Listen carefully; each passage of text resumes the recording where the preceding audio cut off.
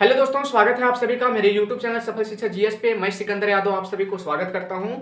दोस्तों, आज जो वीडियो लेकर आया हूं वो गांधी जी का जो राष्ट्रीय आंदोलन जो चल रहा था भारत में, उसी के बारे में हम लेकर आए हैं। दोस्तों, आगे बढ़ गए हैं। ठीक है, इससे पहले हम बता चुके थे दो तीन वीडियो बता चुके थे चंपारण सत्याग्रह आंदोलन के बारे में, रॉलेट एक्ट के बारे में, और उससे भी पहले गांधी जी का एक महत्वपूर्ण वीडियो था और पहला वीडियो था जो कि गांधी जी का पृष्ठभूमि। ठीक है, तो वो वीडियो सबसे पहले देख लीजिएगा। गांधी जी का पृष्ठभूमि जो राष्ट्रीय आंदोलन के पहले की घटना है, जो कि दक्षिण अफ्रीका वगैरह इस समय जो घटना जो घटता है उनके बारे में, वो हम वीडियो में डाल दिए हैं दोस्तों। तो गांधी जी का पहला वीडियो, गांधी युग का पहला वीडियो, गांधी जी का पृष्ठभूमि देख लीजिएगा। उसके बाद फिर एक और वीडियो बनाए चंपारण सत्याग्रह आंदोलन, जो कि प्लेलिस्ट में हम डाल दिए हैं। प्लेलिस्ट में जाके देख लीजिएगा, चंपारण सत्याग्रह भी देख लीजिएगा। उसके बाद फिर हम एक और वीडियो बनाए हैं जिसका नाम है रॉलेट एक्ट। ठीक है, तो रॉलेट एक्ट ये सब जितना भी हम बताएं प्लेलिस्ट में हम जाके डाल दिए हैं दोस्तों। तो प्लेलिस्ट में जाके देख लीजिएगा, सारे वीडियो उपलब्ध है वहां पे, तब ये मजा आएगा समझने में। ठीक है, तो हम डेट के अनुसार चलते हैं दोस्तों, कैसे कैसे क्या हुआ, किस प्रकार हुआ है, उस प्रकार हिस्ट्री ज्यादा समझ में आएगा। ठीक है, तो आइए रॉलेट एक्ट के बाद रॉलेट एक्ट के पास हो जाने से पूरे देश में तनावपूर्ण स्थिति हो गया। तो जैसे ही 10 अप्रैल 1919 ईस्वी को 10 अप्रैल 1919 ईस्वी को 10 अप्रैल 1919 ईस्वी को अमृत किसी कारणवश, मतलब कि 10 अप्रैल 1919 ईस्वी को किसी कारणवश अमृतसर के डिप्टी कमिश्नर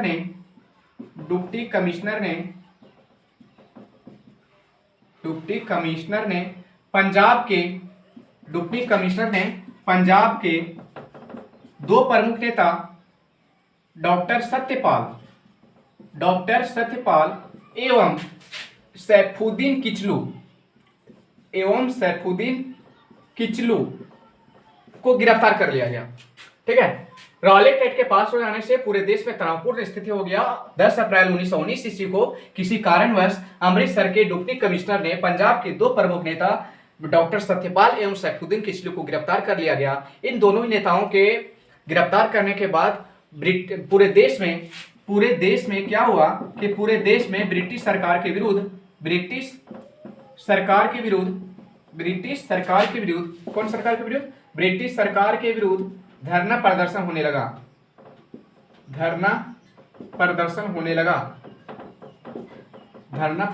लगा।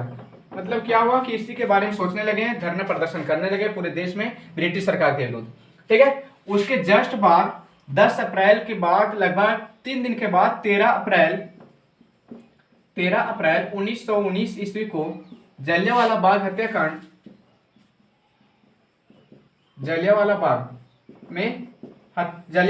में एक कांड होता है। उसी घटना को जलियांवाला बाग हत्याकांड के नाम से जाना जाता है। ठीक है, अब ये होता क्या है, जलियांवाला बाग है क्या?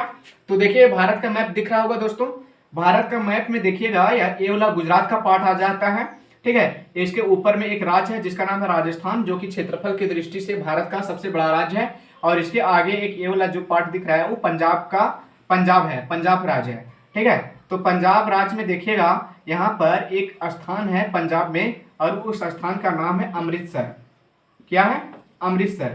ठीक है, तो पंजाब के अमृतसर में यहीं पर एक स्थान है अमृतसर में, और उस स्थान का नाम है जलियांवाला बाग। उस स्थान का नाम क्या है? जलियांवाला बाग। ठीक है, अब क्या था कि ये जो देख रहे हैं जलियांवाला बाग, ये वाला जो देख रहे हैं जलियांवाला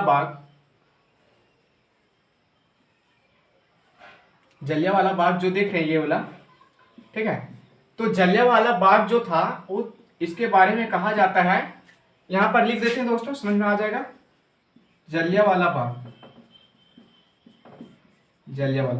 अब इसके बारे में कहा जाता है, जलियांवाला बाग जो था ना, वो चारों तरफ दीवारों से घिरा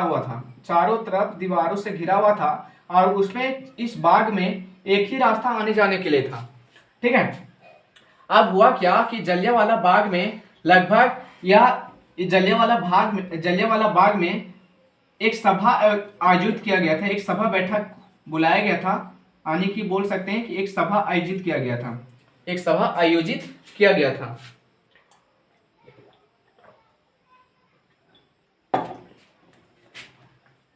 एक सभा आयोजित किया गया था, ठीक है। और कहा जाता है कि इस सभा में जो सभा लोग जितने सदस्य जो जुटे थे, एकत्रित हुए थे, वो रॉलेट एक्ट के खिलाफ, रॉलेट एक्ट के विरुद्ध भाषण दिया जाने लगा, ठीक है, इस सभा में, ठीक है। कहा जाता है कि इस सभा में लगभग बहुत सारे सैकड़ों लोग सम्मिलित थे, लाखों लोग सम्मिलित थे।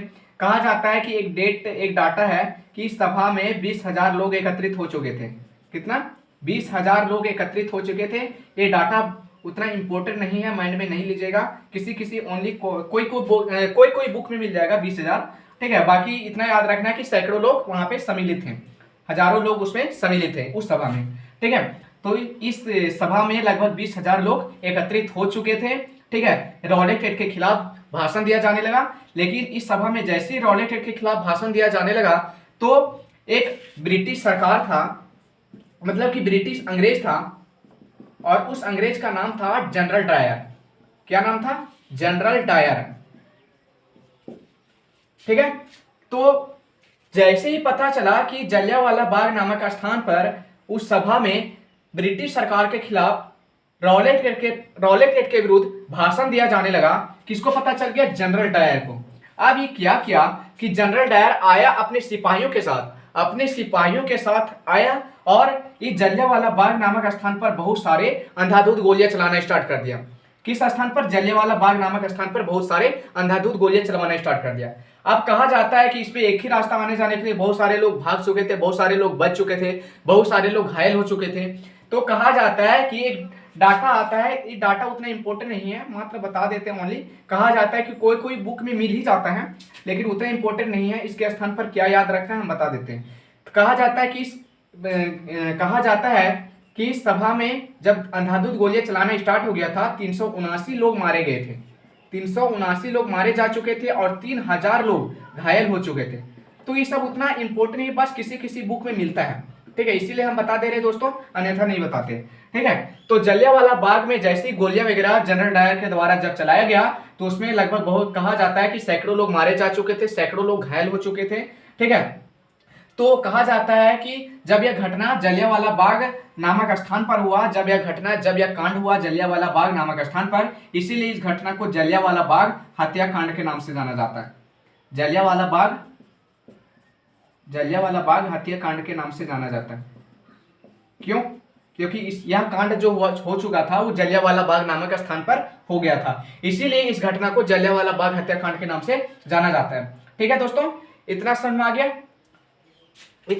नोट करना चाहेंगे? नोट कर लेते हैं, नोट कर लीजिएगा, आगे बताने जा रहे हैं। थोड़ा मिटा देते हैं दोस्तों, नोट करना चाहेंगे तो नोट कर लीजिएगा, समझने में आसानी होगा, ठीक है।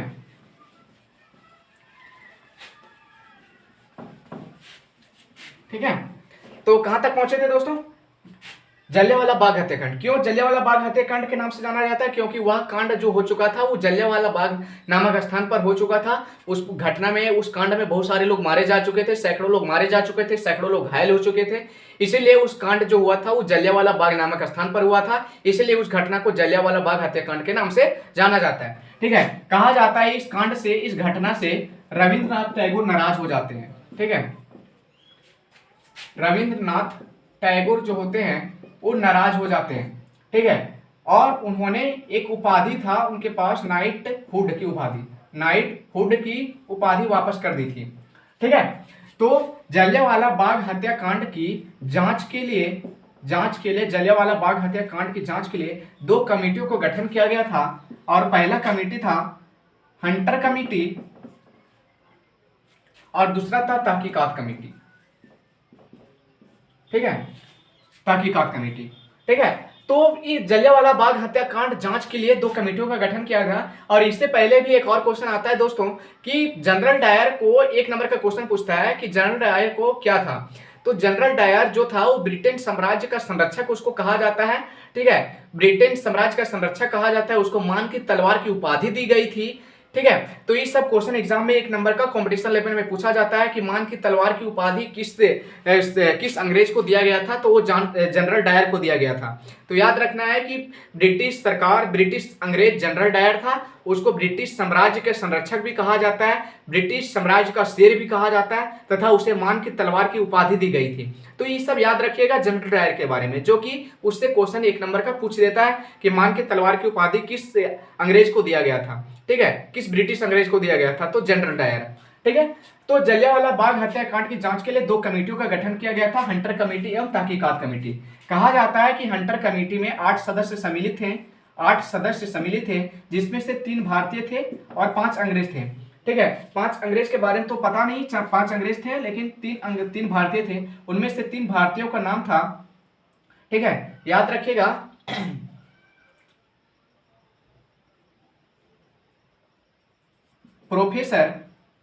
प्रोफेसर शीतलवार, दूसरा भारतीय का नाम है शहजादा सुल्तान, और तीसरा का नाम था जगत नारायण, ठीक है। ये 3 भारतीय थे और 5 अंग्रेज थे, ठीक है। तो 8 हंटर कमेटी के अंतर्गत 8 सदस्य, जिसमें से 5 अंग्रेज, 3 भारतीय, तीनों भारतीयों का नाम हम दे दिए, याद रखिएगा, ठीक है।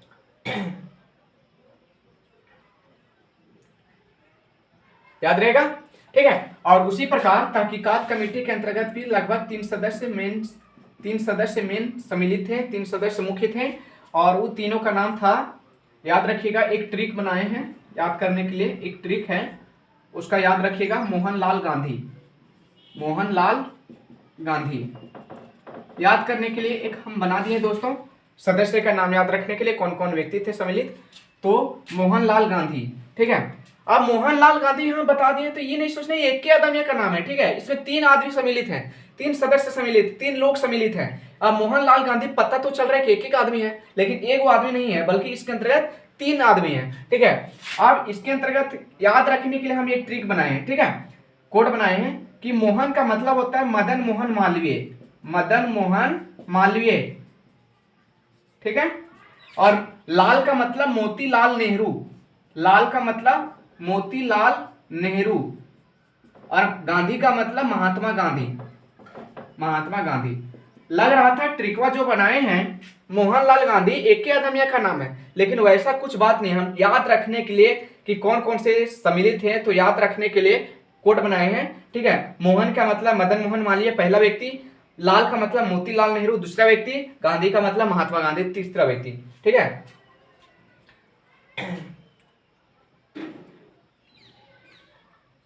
ठीक है, इतना समझ में आ गया। और इसका भी ट्रिक याद रख सकते हैं कि प्रोफेसर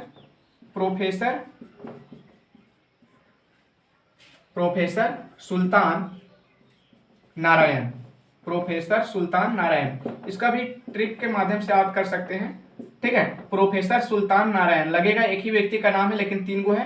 प्रोफेसर सुल्तान, प्रोफेसर का मतलब प्रोफेसर शीतलवार, सुल्तान का मतलब दूसरा व्यक्ति हम बता चुके थे शहजादा सुल्तान, और तीसरा व्यक्ति नारायण का मतलब होता है जगत नारायण, ठीक है। तो इतना समझ आ गया होगा दोस्तों, ठीक है। तो ये पूरा जलियांवाला बाग हत्याकांड, तो ये सब याद रखिएगा, 1 नंबर का एग्जाम में पूछा जाता है। आप लोगों को हमें उम्मीद है कि वीडियो पसंद आया होगा, समझ में आया होगा। एक बार हम रिपीट कर दे रहे हैं दोस्तों, पूरा बेहतर तरीके से समझ आएगा, ठीक है। जलियांवाला बाग हत्याकांड है क्या कि रॉलेट एक्ट के पास हो जाने से पूरे देश में तनावपूर्ण स्थिति हो गया।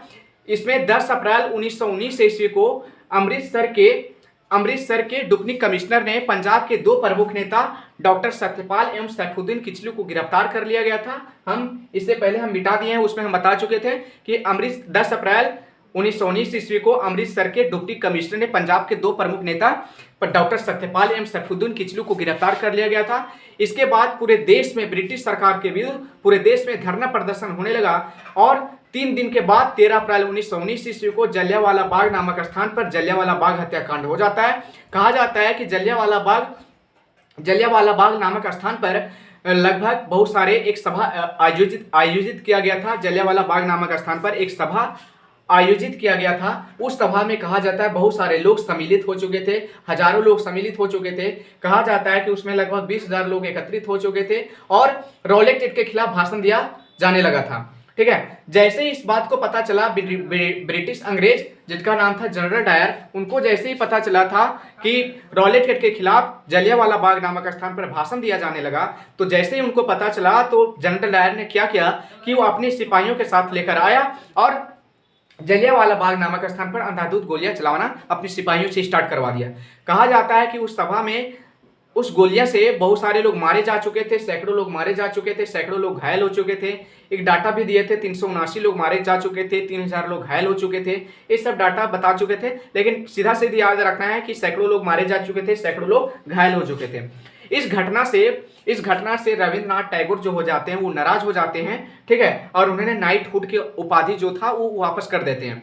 ठीक है, तो इतना समझ में आ गया था। तो इसी घटना जो पूरा घटना होता है वो जलियांवाला बाग नामक स्थान पर होता है। जो कांड होता है वो जलियांवाला बाग नामक स्थान पर होता है यह कांड, इसीलिए इस घटना को जलियांवाला बाग हत्याकांड के नाम से जाना जाता है। ठीक है, कहा जाता है कि जनरल डायर को ब्रिटिश साम्राज्य का संरक्षक कहा जाता है, ब्रिटिश साम्राज्य का शेर कहा जाता है तथा उसे मान की तलवार की उपाधि दी गई थी।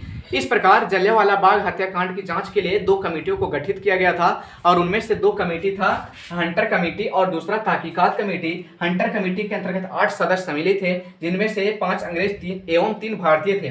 3 भारतीय प्रोफेसर शीतलवार, शहजादा सुल्तान एवं जगत नारायण था, जबकि तहकीकात कमेटी में 3 सदस्य सम्मिलित थे जो कि भारतीय थे और ट्रिक के माध्यम से बता दिए थे कि वो 3 व्यक्ति थे। मोहनलाल गांधी, जिसमें से मोहन का मतलब मदन मोहन मालवीय था, लाल का मतलब मोतीलाल नेहरू था और गांधी का मतलब महात्मा गांधी। तो ये पूरे घटना जो है वो महात्मा गांधी के बारे में है और वो जलियांवाला बाग हत्याकांड में ये सब पूरे कांड हो चुका रहता है। तो इतना पूरा कहानी लिख दीजिएगा, क्लास 12 एवं क्लास 10 पूरा बन जाएगा और जितना हम 1 नंबर का बताएं सब ऑल कंपटीशन के लिए बन जाएगा दोस्तों क्वेश्चन। और इससे जुड़े सवाल आप लोगों को जितना भी पूछा जाएगा सभी का उत्तर आपके मुट्ठी में होगा, सभी प्रश्न का उत्तर आपके मुट्ठी में होगा। इससे जुड़े प्रश्न जितना भी पूछा जाएगा एग्जाम में सभी आपके प्रश्न का जवाब मुट्ठी में रहेगा और आसानी से बना के आ जाएंगे। तो जैसे हम